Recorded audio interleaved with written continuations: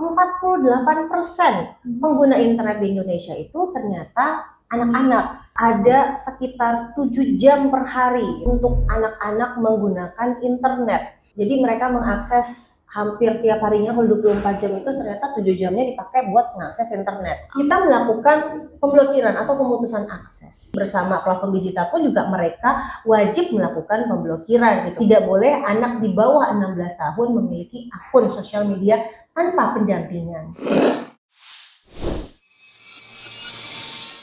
Takwamu Plus, menyamai takwa untuk Islam berkemajuan.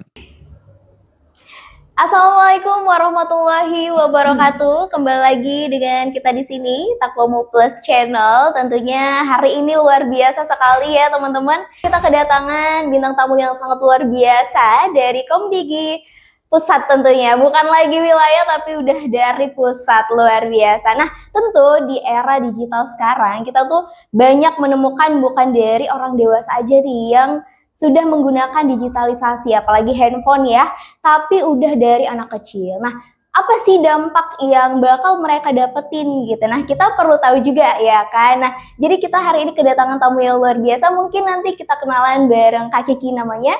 Nah, boleh Kak Kiki perkenalkan diri, apa kabar sebelumnya? Baik, Alhamdulillah. Mungkin Kak Kiki boleh perkenalan diri dulu, biar bintang tamu kita, audiens kita kenal nih. Ya.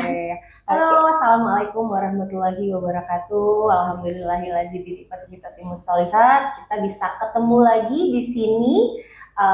Jauh ada di Medan nih aku hari ini, teman-teman. Gitu kan. Dan senang banget diundang di podcast apa tadi namanya ya Mbak ya? Takwamu Plus Channel gitu ya. Nah, saya saat ini posisinya ada di Kementerian Komunikasi dan Digital Republik Indonesia di Pusat Pengembangan Literasi Digital. Nah, jadi tadi kalau misalnya mau bahas tentang dunia digital, literasi digital, bisa banyak belajar di tempat saya, khususnya di Pusat Pengembangan Literasi Digital. Nama saya Rizky Amelia, tapi lebih enak dipanggilnya Kak Kiki aja ya. Oke, Kak Kiki ya. Gimana Kak rasanya ke Medan? Seru ya? Seru. Aku langsung datang ke Medan itu langsung scroll, ini harus kuliner apa ya? Iya. Karena makanannya enak-enak semua. Betul. Nah, kalau di Medan ini makanannya kalau nggak enak, enak kali. Iya. Cuman ada dua kan ya? Iya, cuman ada dua. Karena saya juga taunya makanan enak dan enak banget gitu. Di Medan. Iya. Oke. Abis ini makan durian langsung ya, Mbak? Jangan, kita makan banyak kan ya. Banyak rumah makan lagi, ada nelayan, ada mie ayam, macam-macam gitu ya. Oke. Nah, jadi hari ini topik kita mau tanya-tanya sama Kak Kiki ya. Nah, gimana sih Kak pandangan Kakak selaku yang berperan nih di Komdigi ya, khususnya digitalisasi untuk anak-anak mungkin khususnya di remaja ya Kak. Gimana tuh tanggapan Kakak tentang mereka yang semarak luar biasa ya dalam menggunakan digitalisasi, dari dampak positif mungkin dulu ya Kak ya. Sebenarnya yang namanya internet, dunia digital itu kan selalu ada positif dan negatif. Betul. Gitu. Jadi tidak serta-merta hal-hal yang berbau dunia teknologi itu selalu negatifnya yang banyak. Betul. Tapi positifnya yang banyak gitu. Nah, dari beberapa data yang saya dapatkan itu ternyata ada sekitar 7 jam per hari gitu untuk anak-anak menggunakan internet gitu. Jadi mereka mengakses hampir tiap harinya, kalau 24 jam itu ternyata 7 jamnya dipakai buat mengakses internet. Gitu. Tapi kan bukan berarti mengakses internet itu hanya untuk main gadget saja. Sebenarnya ada hal lain buat belajar, mengajar mereka gitu kan. Dan 48% pengguna internet di Indonesia itu ternyata anak-anak. Berarti di bawah 16 tahun gitu kan. Nah, jadi positifnya bisa kita lihat, ternyata pengguna internet di Indonesia itu kebanyakan anak-anak ya gitu. Dan ternyata 7 jamnya itu juga mereka menggunakan untuk mengakses internet. Nah, tapi dari jumlah tersebut kan pasti ada negatifnya juga. Gitu. Negatifnya seperti apa? Jangan sampai 7 jamnya ini mereka sampai kecanduan. Gitu. Jangan sampai dari 7 jam menggunakan internet ini mereka bisa terkontak dengan orang-orang yang tidak mereka kenal di dunia sosial media ataupun di dunia games gitu. Nah, oleh karena itu ada namanya sekarang PP Tunas atau PP Pelindungan Anak di Ranah digital gitu kan, atau kita sebut dengan Tunggu Anak Siap.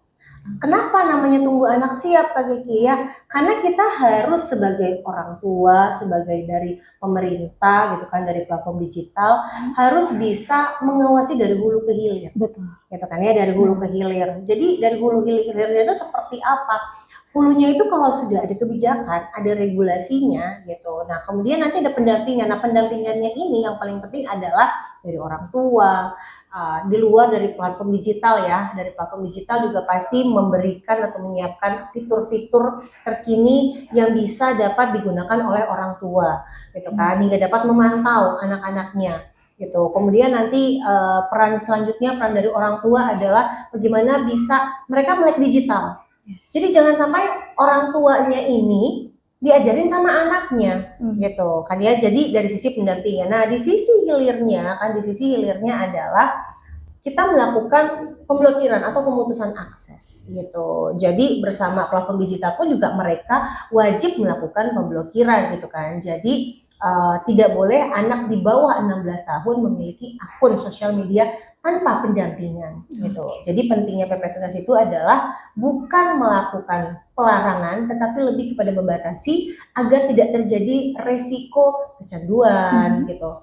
resiko berbahayanya mereka mendapatkan kesehatan mental gitu kan, kemudian resiko mereka terkontak dengan orang-orang yang mereka tidak kenal gitu. Jadi kurang lebih ada positifnya, ada negatifnya. Bagaimana kembali lagi ke orang tua, ke sekolah juga gitu kan. Jangan hanya mengenalkan dunia digital tapi tidak ikut mendampingi dan mengawasi, tapi juga kita bersama-sama untuk saling mengisi sisi positif dari dunia digital yang didapatkan oleh anak-anak kita.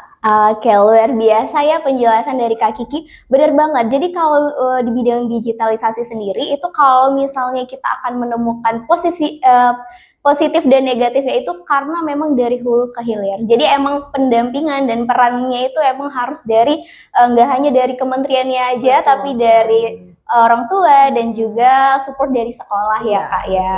Yes, betul banget.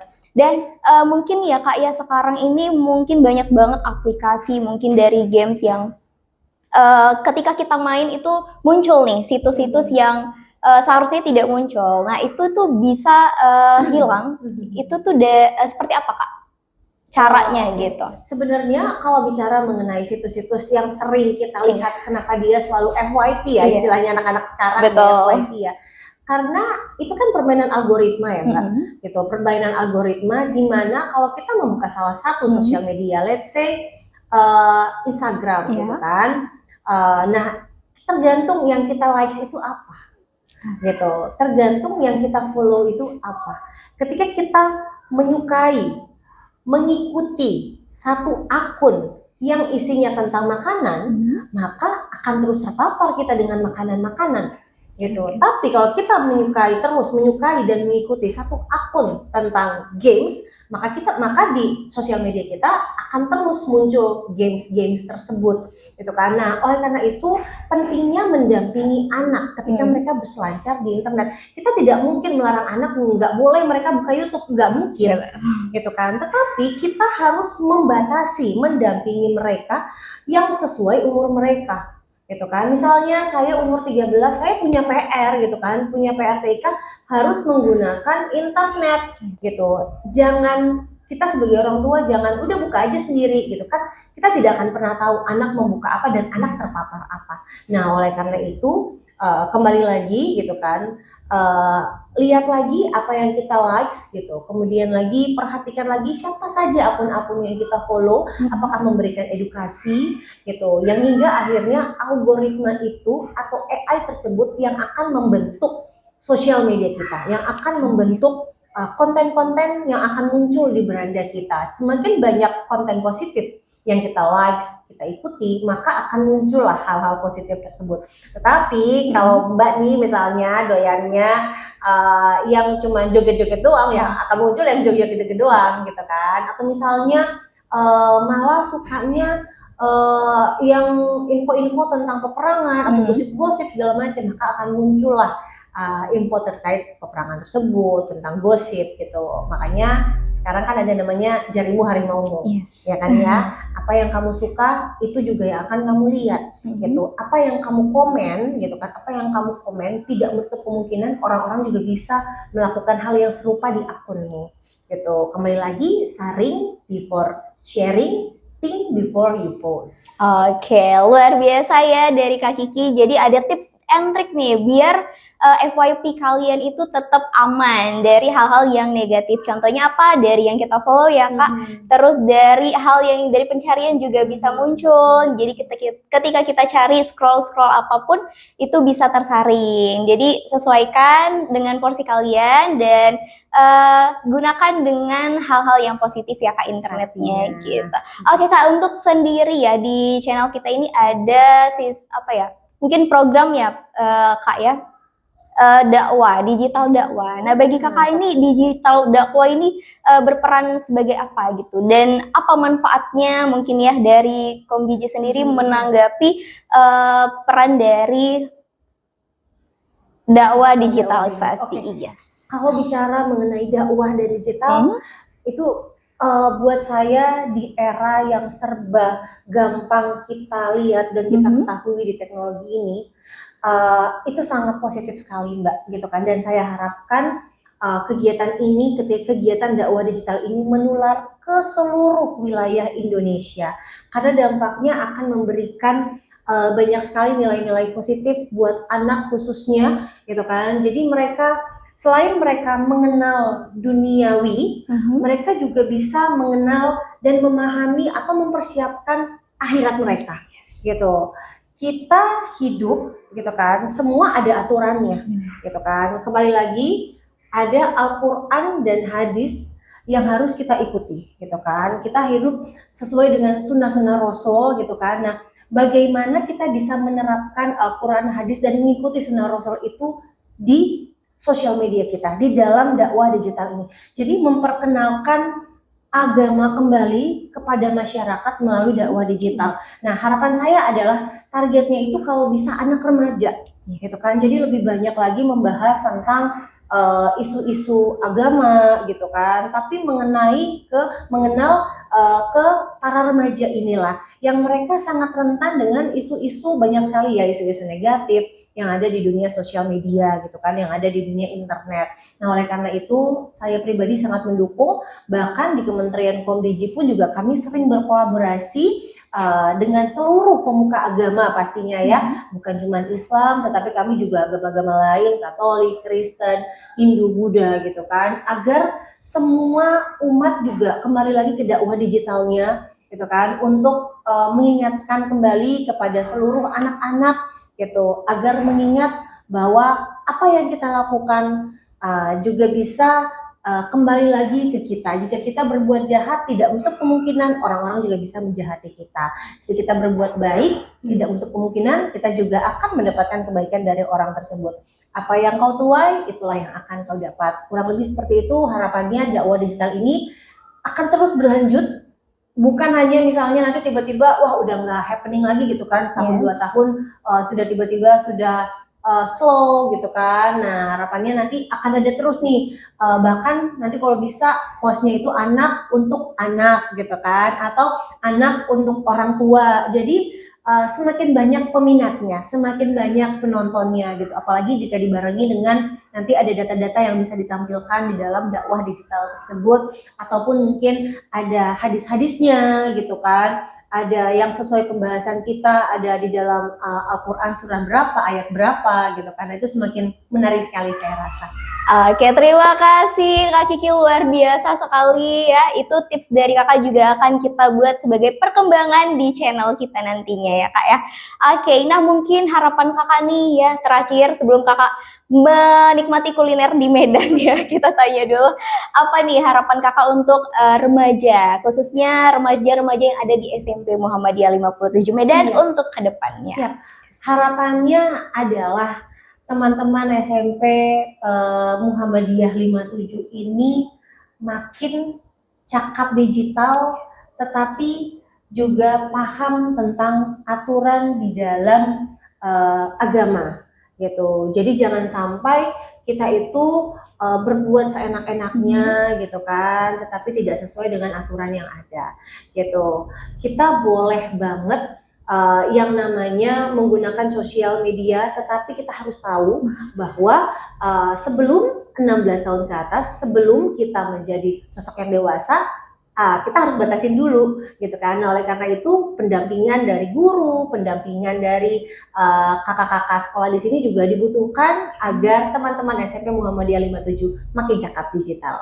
Oke, luar biasa. Mungkin boleh closing statement yang luar biasa lagi ya Kak dari Kak Kiki, mungkin apa nih yang ingin Kakak sampaikan? Kalau closing statement-nya adalah dunia digital itu penuh dengan sisi-sisi yang sangat menarik gitu. Banyak sisi kreativitas kalian yang harus ditingkatkan gitu. Banyak aplikasi yang nantinya bisa memberi kalian pengetahuan yang lebih dalam lagi, yang nantinya ternyata saya bisa jadi konten kreator nih dengan adanya sosial media ini, atau dengan adanya aplikasi ini saya juga bisa memperkenalkan SMP 57 Muhammadiyah ini ke seluruh wilayah dunia, bukan cuma wilayah Indonesia.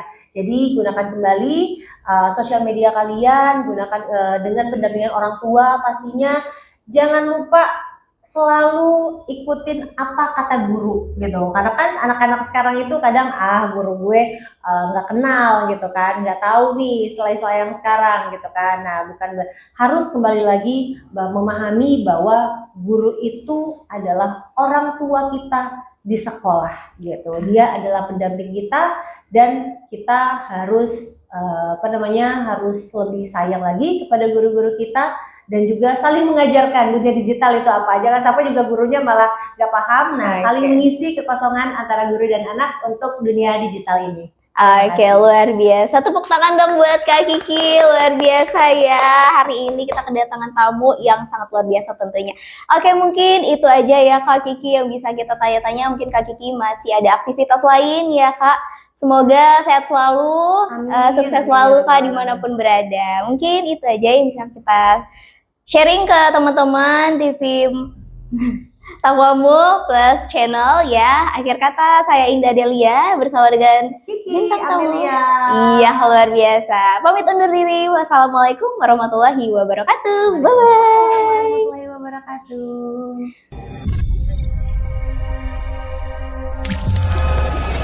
Studio Podcast Takwamu Plus, menyamai takwa untuk Islam yang berkemajuan.